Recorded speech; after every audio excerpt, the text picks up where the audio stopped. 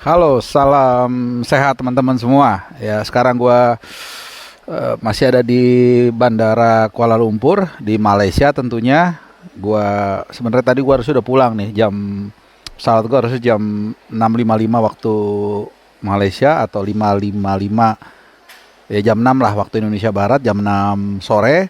Tapi karena tadi gua miss flight, ya it's okay lah, nggak apa-apa. Jadi gua reschedule ke penerbangannya agak malam. Ya mendekati jam 12 lah nanti take off-nya ke Jakarta. Sekarang nih waktu gua rekam jam 9 lewat 5, jam 9 malam lewat 5. Jadi masih mungkin 2,5 jam 3 jam lagi lah paling lama gua akan balik ke terbang ya schedule-nya. Jadi ini masih di bandara di Kuala Lumpur International Airport 2, dan lu lihat juga gua pilih spotnya yang agak santai ya, mungkin ini juga supaya lu agak sedikit beda lah, backgroundnya, supaya lu agak seger juga, nggak itu doang ya. Walaupun nanti gua ada kejutan buat lu. Nanti gua mau bikin satu set lagi studio kecil lah, dengan background yang berbeda sekali lagi supaya memanjakan mata kalian. Nah, sebelum gue review, atau bukan review, preview pertandingan yang akan berlangsung hari Kamis. Ini sekarang gue ngerekamnya hari Rabu, antara Indonesia lawan Thailand di GBK. Gue mau ngumumin ke kalian, pertama hadiah topi Laib yang asli dari Qatar sudah gue umumkan, sudah kontak dengan orangnya. Besok hari Kamis atau paling lambat Jumat gue akan kirim ya, itu pertama. Yang kedua, nanti di akhir video gue akan memberikan kalian kuis. Hadiahnya masih ada jatah topi Laib dan juga topi merah putih. Ada dua kali ini masih. Jadi yang kemarin yang nggak ada yang menang itu tetap gue akan kasih lagi ke lu. Tapi tentu sabar dulu, nanti di akhir video gue akan kasih tahu kuisnya seperti apa. Nah, sekarang kita bedah dulu kekuatan tim nasional Indonesia menjelang pertandingan menghadapi Thailand. Ini pertandingan yang paling berat ya buat Indonesia di grup di grup B ya. Gue suka lupa ya grup A atau grup B. Yang pasti grupnya dengan Thailand, dengan Kamboja, dengan Brunei, dan dengan juga Singapura ya. Gue nggak terlalu detail ngapal, tapi ya intinya adalah kita membedah kekuatan dari tim-tim di grup ini ya. Nah, jadi Indonesia sebenarnya cukup diuntungkan. Ini pertama dulu kita lihat dari jadwal yang ada di AFF kali ini. Kenapa? Karena kita pertama menghadapi dua pertandingan awal menghadapi tim yang lemah ya, menghadapi Kamboja ya, walaupun Kamboja juga sekarang udah nggak lemah-lemah banget, dan juga menghadapi Brunei Darussalam yang kita tahu kemarin kita menang 7-0 ya teman-teman. Nah, kenapa gue bilang selain mudah ini juga kita diuntungkan? Kenapa? Karena pas lawan Kamboja itu teman-teman sudah bermain sebelumnya, jadi sudah agak lebih lelah lah. Jadi kita harus mengakui, tapi ya kita syukurin juga, karena kadang-kadang ada di momen tertentu kita itu justru dirugikan. Nah, jadi sekarang agak diuntungkan, dan kita bisa mengambil juga keuntungan itu dengan memenangkan dua pertandingan itu dengan baik. Kemudian juga yang lebih penting adalah bagaimana kita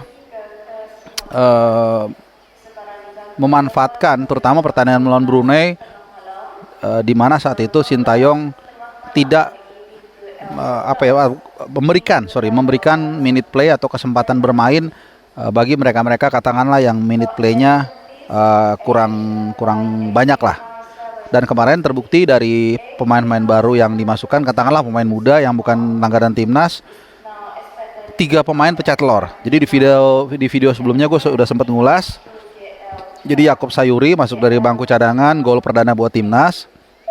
Kemudian Sahrian Abimanyu juga gol debut buat timnas, dan satu lagi Rabadan Sananta, pemain PSM Makassar. Jadi dua pemain PSM Makassar ini luar biasa ya. Dan Yaakob Sayuri ini, kalau kita bicara Yaakob Sayuri, memang perjalanannya cukup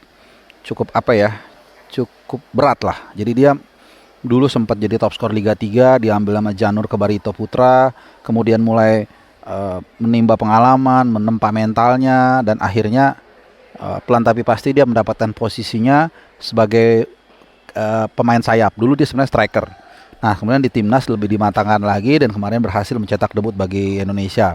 Kemudian juga Ramadan Sananta memang di PSM sejak awal musim ini kelihatan cukup gacor lah begitu ya. Nah, satu lagi nama yang patut kita ulas di sini sebenarnya adalah Sahriyana Abimanyu. Kenapa?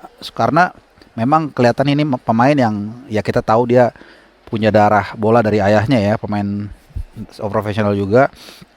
Dan di Persija ini dia dipercaya oleh Thomas Doll untuk menjadi katalisator di lini tengah. Dan kemarin saat dimainkan, terlepas dari itu melawan Brunei, memang gue di video gue sebelumnya mengatakan melawan Brunei ini sulit untuk menjadi parameter ya, karena lawannya jauh di bawah kita ya, mungkin 2 level lah di bawah kita, peringkatnya juga mungkin 190 sekian kalau nggak salah, hampir 200 lah, jadi paling jelek di antara tim-tim di Southeast Asia atau Asia Tenggara. Cuman tetap ada satu hal yang menarik ya, di pertandingan kemarin kebetulan atau 2 hari lalu kan gue nonton langsung di Sera Stadium di Kuala Lumpur. Sahriyana Abimanyu menurutku mainnya oke banget, bagus banget. Kemudian dia ditarik keluar sama Sintayong. Nah sayang gue nggak hadir di preskon. Kalau gue hadir di preskon, pasti yang gue tanyakan adalah kenapa Sahriyana Abimanyu ditarik keluar. Artinya apakah karena dia bermain buruk, which is menurut gue enggak, atau ditarik karena dia bermain sangat menyakinkan sehingga Sintayong tidak mau Sahriyana Abimanyu cedera atau terkena kartu. Karena bukan tidak mungkin nanti Sahriyana Abimanyu diperlukan perannya saat menghadapi Thailand.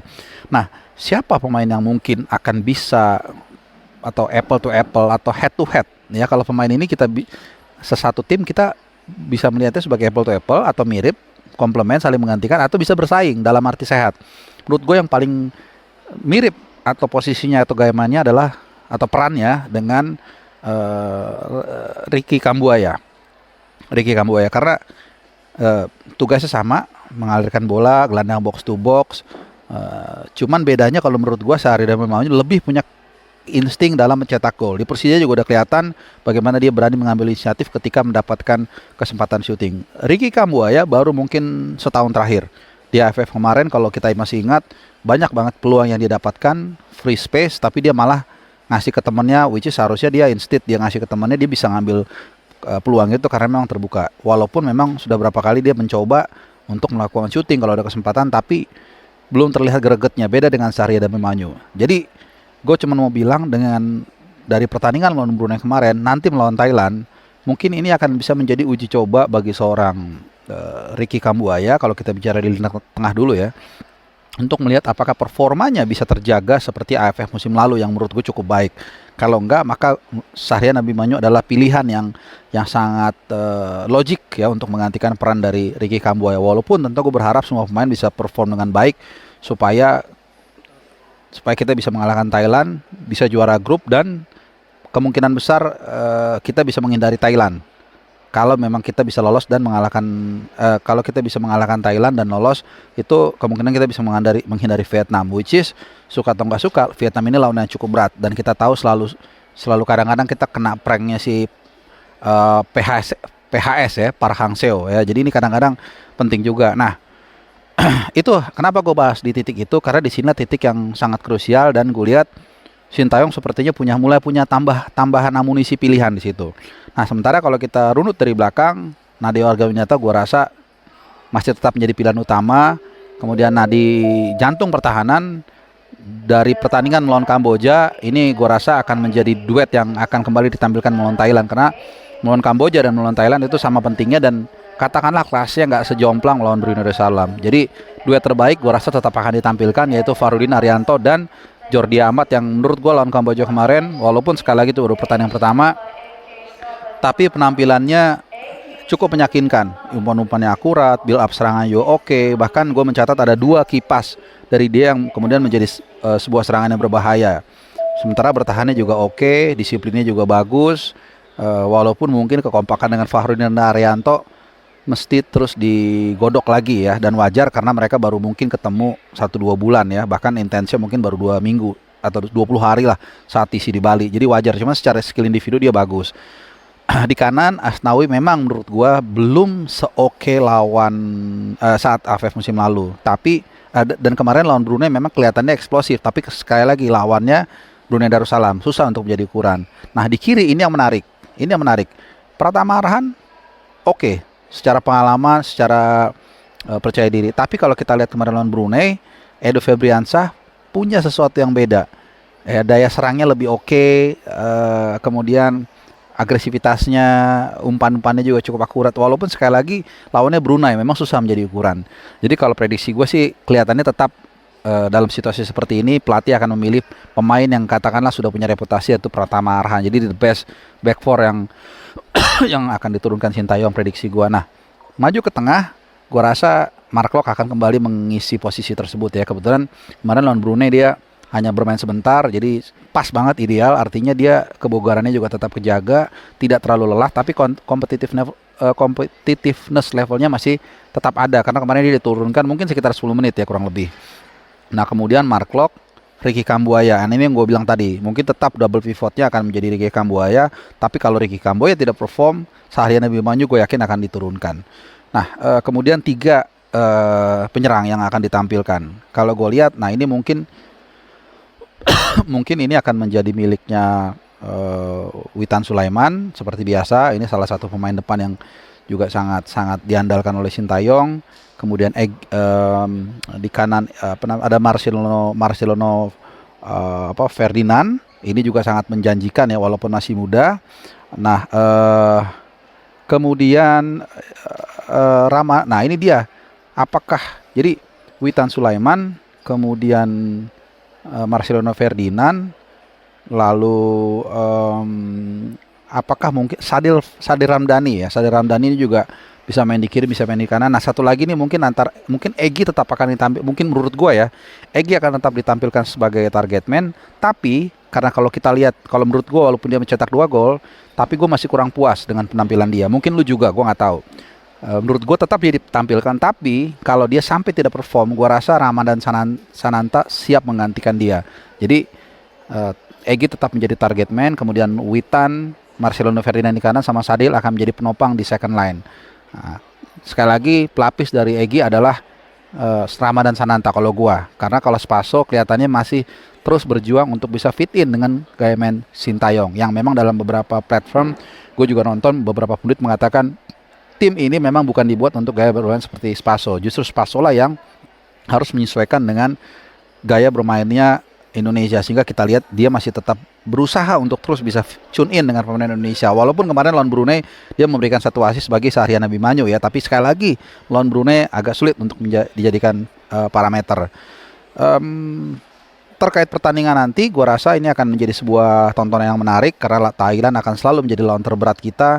Dan juga GBK gue dengar sudah dibuka untuk 50.000 fans. Dan gue dengar lagi kalau terus sampai melaju ke semifinal home and away dan final home and away, GBK akan full. Aduh, ini seru banget. Kalau gue sih jujur berharap kita bisa minimal jangan kalah dari Thailand. Kalau bisa menang tentunya, kemudian melaju ke semifinal, bertemu Malaysia, baru nanti di final ketemu siapa terserah gitu.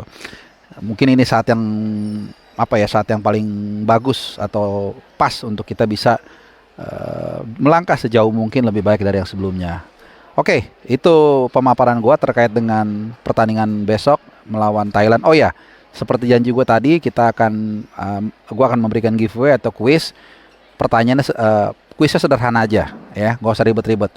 Berapa skor babak pertama dan babak kedua pertandingan antara Indonesia dan Thailand? Berapa skor babak pertama dan babak kedua Indonesia lawan Thailand, disertai dengan ulasan lo terkait pertandingan Indonesia dan Thailand. Nah, kalau jawabannya lebih dari 2 yang sama, maka gue akan milih berdasarkan ulasan yang paling bagus. Jadi benar-benar lo harus berikan ulasan yang bagus juga, yang tajam, mau panjang mau pendek terserah. Yang penting bagus, tajam, dan berisi.